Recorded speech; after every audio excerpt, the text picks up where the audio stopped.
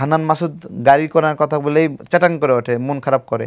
সে গাড়ি নেয়নি জামাত নেতার কাছ থেকে, তাদের টিকিরা দেখা যায় নাই, সবাই লাগেজ সুন্দর করে গুছায়া বাড়িতে চলে গেছে। তাদের পরিচয় কি? তারা আন্দোলন বন্ধ করে দিয়েছিল, আমরা আন্দোলন রিস্টোর করেছি। তাদের আর আমাদের ক্যাটাগরির পার্থক্য রয়েছে। তারা মারের মুখে নথি স্বীকার করছে, আহ্বান করছে যে আপনারা প্রোগ্রাম বন্ধ করেন, এই প্রোগ্রামে আমাদের হাত নাই, আমরা আহ্বান জানাই বন্ধ করেন। আমরা তাদের সেই নির্দেশনা মেনে, তারা বলে যে নাহিদের ডাকে আসছে, আমরা কেউই নাহিদের ডাকে এখানে আসি নাই। আমরা আমাদের সন্তানরা, আমাদের ভাইয়েরা মরেছে, তাদের ডাকে এখানে আসছি।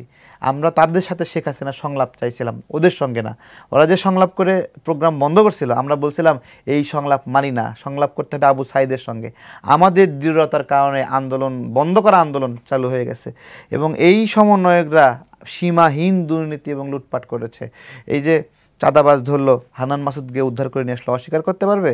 করেনি এই কাজটা। হান্নান মাসুদ গাড়ি করার কথা বলেই চাটাং করে ওঠে, মন খারাপ করে। জীবনের সব আয়োজন এখানে একসাথে। সে গাড়ি নেয়নি জামাত নেতার কাছ থেকে, এখন আসে পল্টি নিচ্ছে। তো এদের সামগ্রিকভাবে জীবন মান, জীবন যাপন এবং উগ্র আচরণ, এগুলোর কারণে এই সরকারের ডিফেমিং হয়েছে। এরাই দায়ী। আমরা না দুটো কথাই বলি ভাই, কথা বললে কি জাত যায় নাকি? কয়েকজন সমন্বয়ককে ডিবি কার্যালয়ে নিয়ে মারধর করছে, এই তো। নূরকে নিয়ে মারধর করছে না? নূর কি বলছে যে আপনারা আন্দোলন বন্ধ করেন? নাকি নূর কি বলছে 90% এই সরকার পড়ে গেছে, বাকি 10% ধাক্কা দেন? আমাকে যখন ড্যাবের মিডিয়া সেন্টারে এনেছে, মারতে মারতে অজ্ঞান করে ফেলাইছে। যখন জ্ঞান ফিরছে তখন আবার জিজ্ঞেস করছে, বল এই আন্দোলন ভুল। আমি বলছি না, আমরা সরকার পতনের উদ্দেশ্যেই এখানে আসছি। আমাদের যে দৃঢ়তা, সেই দৃঢ়তার কারণেই এই গণ অভ্যুত্থান সফল হয়েছে।